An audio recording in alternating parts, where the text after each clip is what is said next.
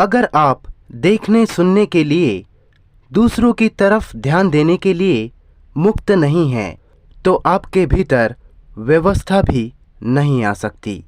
व्यवस्था और आज़ादी का यह मसला जीवन की सबसे बड़ी चुनौतियों में से एक है। यह एक बेहद पेचीदा मामला है। इस पर बहुत ध्यान देने की ज़रूरत है, गणित, भूगोल या इतिहास से भी ज़्यादा। अगर आप सचमुच में ही आज़ाद नहीं, तो आप कभी खिल नहीं सकते। न ही अच्छाई आप में फल फूल सकती है, न ही कोई सुंदरता। पंछी अगर आज़ाद नहीं है तो वह उड़ नहीं पाएगा। बीज अगर फूटने के लिए, धरती से बाहर आने के लिए आज़ाद नहीं, तो वह जी नहीं सकता। हर शय को आज़ादी चाहिए, आदमी के समेत। इंसान तो आज़ादी से डरा हुआ है, वह आज़ादी नहीं चाहता। पंछी, पौधे, नदियाँ सब आज़ादी चाहते हैं, और आदमी को भी इसकी मांग उठानी होगी। आधे अधूरे मत से नहीं, बल्कि पूरे दिल से। आज़ादी, स्वाधीनता, आदमी जो सोचता है उसे कहने की, जो वह करना चाहता है उसकी आज़ादी। यह जीवन की सबसे महत्वपूर्ण चीज़ों में से है। गुस्से, जलन, निर्दयता और वहशीपन से सचमुच में आज़ाद हो जाना, अपने भीतर सचमुच में मुक्त होना, यह सबसे मुश्किल और खतरनाक चीज़ों में से है। महज मांगने से ही आज़ादी नहीं मिल सकती। आप नहीं कह सकते, मुझे जो जी में आए वह सब करने की आज़ादी होनी चाहिए, क्योंकि दूसरे भी लोग हैं जो आज़ादी चाहते हैं। जो वह महसूस करते हैं उसे अभिव्यक्त करना चाहते हैं, जो चाहते हैं वह करना चाहते हैं। हर कोई आज़ादी चाहता है। सभी अपनी अपनी बात करना चाहते हैं, अपने अपने गुस्से, वहशीपन, होड़ और लालसाओं का इजहार करना चाहते हैं। इसीलिए हर वक्त कलह रहती है, जंग छिड़ी रहती है। आप कुछ करना चाहते हैं और मैं भी कुछ करना चाहता हूँ, और हम झगड़ते हैं, लड़ते हैं। आज़ादी जो जी में आए वह करने का नाम नहीं है, क्योंकि आदमी सिर्फ अपने में ही सिमट कर नहीं जी सकता। यहाँ तक कि कोई साधु सन्यासी भी जो मन में आए वह करने के लिए आज़ाद नहीं है, क्योंकि उसे भी अपनी ख्वाहिशों को पूरा करने के लिए लड़ना पड़ता है। अपने आप से ही जद्दोजहद करनी पड़ती है, खुद को समझाना पड़ता है। आज़ादी के लिए तो गजब की समझदारी चाहिए, संवेदनशीलता, सूझबूझ। लेकिन फिर भी हर इंसान के लिए आज़ादी एकदम लाजिमी है, चाहे उसका संबंध किसी भी तहजीब या संस्कृति से हो।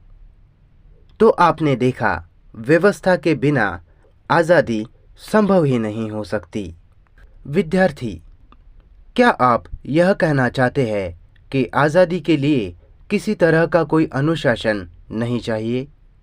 कृष्णमूर्ति, मैंने बड़े ध्यान से इसकी व्याख्या की है कि व्यवस्था के बिना कोई आज़ादी नहीं हो सकती, और व्यवस्था अनुशासन है।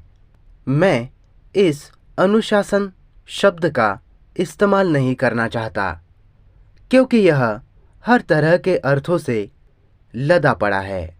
अनुशासन का मतलब है पिछलग्गूपन, नकल, हुक्म बजाना, यानी कि वही करना जो आपको कहा जाए, ऐसा नहीं क्या? लेकिन अगर आप आज़ाद होना चाहते हैं, और आदमी को तो हर हाल में आज़ाद होना चाहिए, वरना वे खिल ही नहीं सकते, असली इंसान तो हो ही नहीं सकते। आपको खुद ही यह पता लगाना होगा कि व्यवस्थित होने का मतलब क्या है, समय की पाबंदी क्या है, दयालु, उदार और निडर होने के क्या अर्थ है। इस सब की खोज ही अनुशासन है। इसी से व्यवस्था आती है। ढूंढ निकालने के लिए, पता लगाने के लिए, खोजबीन करनी होगी और खोजबीन के लिए आज़ादी ज़रूरी है। अगर आप जिम्मेदार है, देखते हैं, सुनते हैं, तब क्योंकि आप आज़ाद है, आप समय पर आएंगे, क्लास में रेगुलर होंगे, ठीक से पढ़ेंगे, इतने जीवंत होंगे आप कि आप हर चीज़ को ठीक तरह से करना चाहोगे। विद्यार्थी, आपने कहा कि आज़ादी आदमी के लिए बहुत खतरनाक है, ऐसा क्यों? कृष्णमूर्ति, आज़ादी खतरनाक क्यों है? आपको पता है कि समाज क्या है? विद्यार्थी, लोगों का एक बड़ा समूह है जो आपको बताता है कि ऐसा करो और वैसा मत करो। कृष्णमूर्ति, यह लोगों का एक बड़ा ग्रुप है जो आपको बताता है कि ऐसा करो और वैसा मत करो। इसमें रस्मों रिवाज भी शामिल है, संस्कृति और तहजीब भी, किसी भाईचारे की आदतें, सामाजिक, नैतिक, धार्मिक और सदाचार के नियमों का ढांचा जिसमें आदमी रहता है, इसी को तो समाज कहा जाता है। अब अगर समाज का हर आदमी अपनी ही मनमर्जी करने लगे तो वह समाज के लिए खतरा बन जाएगा। अगर यहाँ स्कूल में आप अपनी मनमानी करने लगे तो क्या होगा? बाकी स्कूल के लिए आप खतरा बन जाएंगे, होगा कि नहीं? तो आमतौर पर लोग यह नहीं चाहते कि दूसरे लोग भी आज़ाद हो। वह आदमी जो सचमुच ही आज़ाद है, ख्यालों में नहीं बल्कि अपने अंदर से लोभ, ईर्ष्या, लालसा और निर्दयता से मुक्त है, उसे दूसरे लोगों के लिए खतरनाक माना जाता है क्योंकि वह आम लोगों से बिल्कुल हटकर होता है, एकदम अलग। तो समाज या तो उसकी पूजा करने लगता है या मार डालता है या फिर नज़रअंदाज कर देता है। विद्यार्थी, आपने कहा कि आज़ादी और व्यवस्था ज़रूरी है, लेकिन कैसे हम उसे हासिल करें? कृष्णमूर्ति, सबसे पहली बात तो यह है कि आप दूसरों पर निर्भर नहीं रह सकते।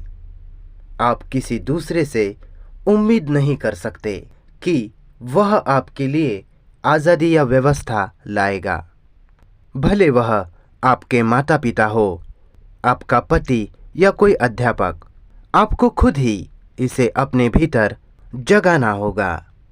सबसे पहले तो इस बात का एहसास होना चाहिए कि आप दूसरों से रोटी, कपड़े और रिहायश के सिवा किसी और चीज़ की मांग नहीं कर सकते।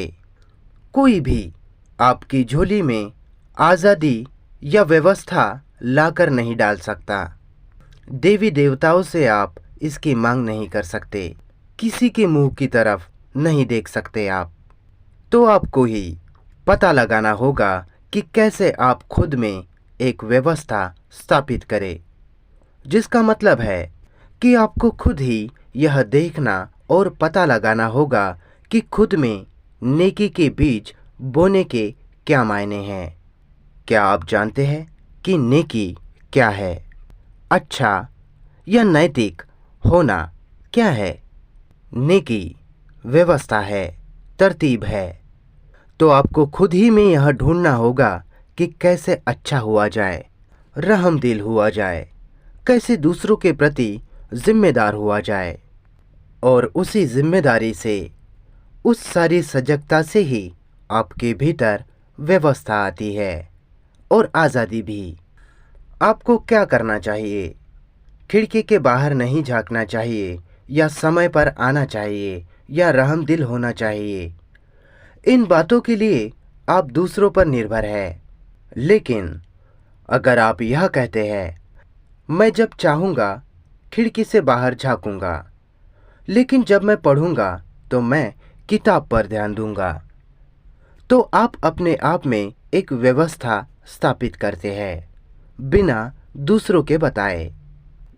विद्यार्थी, आज़ाद होने का फ़ायदा क्या है? क्या मिलेगा हमें? कृष्णमूर्ति, कुछ भी नहीं। जब आप फ़ायदे की बात करते हैं तो आप बस व्यापार की भाषा में ही सोच रहे हैं। ऐसा है या नहीं?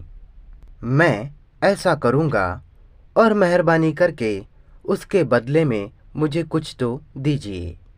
मैं आपके साथ हमदर्दी से पेश आता हूँ क्योंकि यह मेरे लिए फ़ायदेमंद है। लेकिन यह तो कोई हमदर्दी ना हुई जब तक हम कुछ हासिल करने की ही सोचते रहते हैं। कोई आज़ादी मुमकिन नहीं।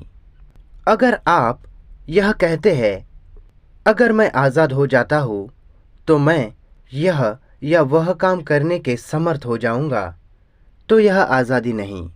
तो फ़ायदे की भाषा में मत सोचे। जब तक हम इस्तेमाल की ही भाषा में सोचते हैं तो आज़ादी का कोई सवाल ही पैदा नहीं होगा। आज़ादी तो सिर्फ तभी होती है जब कोई मकसद या उद्देश्य नहीं होता। आप किसी को इसलिए प्यार नहीं करते कि वह आपको खाना, कपड़े या रहने की जगह देता है। अगर ऐसा है तो वह प्यार नहीं है। आज़ादी और दायरा। मैं समझ गया कि आज़ादी जो कि कोई फॉर्मूला नहीं, कोई निष्कर्ष नहीं। ऐसी आज़ादी के लिए चिंता या सरोकार तो असल में आज़ादी नहीं। ठीक? अब मन यह पूछता है अगर ऐसा नहीं है तो फिर आज़ादी क्या है? तो फिर वह कहता है मुझे नहीं पता। वह जानता है कि इस न जानने में भी कहीं जानने की उम्मीद छुपी है। जब मैं यह कहता हूँ कि मुझे नहीं पता कि आज़ादी क्या है, वह एक इंतज़ार है, खोज लेने की एक उम्मीद, जिसका मतलब है कि मन सचमुच यह नहीं मानता कि उसे नहीं पता। उसे इंतज़ार रहता है कि कुछ घटेगा, कुछ होगा। मैं इसे देख लेता हूँ और इसे रद्द कर देता हूँ। अब मैं सचमुच ही नहीं जानता। अब मुझे न कोई इंतज़ार है, न ही कोई उम्मीद। कुछ घटेगा या कोई बाहरी ताकत कोई हल लेकर आएगी, ऐसी कोई आशा अब नहीं। किसी भी चीज़ की आस लगाए नहीं बैठा मैं। बस तभी वह सामने आता है। यही सूत्र है। मैं जानता हूँ कि यह वह नहीं, यहाँ कोई आज़ादी नहीं। एक सुधार तो है, लेकिन आज़ादी नहीं। सुधार से कभी आज़ादी नहीं आती। इंसान इस विचार को सिरे से ही रद्द कर देता है कि वह कभी आज़ाद हो ही नहीं सकता। वह बगावत करता है उस ख्याल के खिलाफ कि इसी संसार में जीना उसका मुकद्दर है। यह कोई बुद्धि नहीं है जो बगावत करती है, बल्कि सारा का सारा वजूद एक मुकम्मल सूझ, समग्र बोध। ठीक? इसलिए उसकी समझ कहती है कि यह तो वह नहीं। मुझे नहीं पता कि आज़ादी क्या है, न ही मुझे किसी चमत्कार की उम्मीद है, न ही कोई आस है, और न ही मैं आज़ादी को पाने की कोशिश ही करता हूँ। सचमुच ही मुझे नहीं पता। वह न जानना ही आज़ादी है। जानना जेल है। तार्किक रूप से यह सत्य है। मुझे नहीं पता कि कल क्या होगा। मैं अतीत से मुक्त हूँ, आज़ाद हूँ उस दायरे से। उस दायरे को जानना जेल है और उसे न जानना भी जेल है। देखिए श्रीमान, कल का मुझे पता है। मैं जानता हूँ कल क्या हुआ था। कल क्या हुआ था यह जानना ही तो जेल है। इसलिए वह मन जो न जानने की अवस्था में जीता है, वही आज़ाद मन है। ठीक? परंपरावादियों की गलती यही है कि वे कहते हैं कहीं जुड़े मत। वे संबंधों को नकारते हैं। वे संबंधों की समस्या को सुलझा नहीं पाते और कहने लगते हैं, बेलगाव रहो, आसक्ति मत रखो। इसलिए वे अलगाव में भटक जाते हैं। इस दायरे के ज्ञान में जीना जेल में जीना है, और इस जेल को न जानना भी आज़ादी नहीं। इसलिए वह मन जो जाने हुए में जीता है, ज्ञात में जीता है, वह हमेशा कैद में है। यही सच्चाई है। क्या मन यह कह सकता है कि मैं नहीं जानता, जिसका मतलब है अतीत का अंत? निरंतरता का ज्ञान ही तो जेल है। प्रश्न, इसके लिए तो एकदम निर्मम होना होगा। कृष्णमूर्ति, निर्मम मत कहिए, इसके लिए तो गजब की कोमलता चाहिए। जब मैं कहता हूं कि सचमुच मैं नहीं जानता, तो सच में ही मैं नहीं जानता। बात खत्म। देखिए इससे क्या होता है। यही है असली विनम्रता, एक सच्चा तप।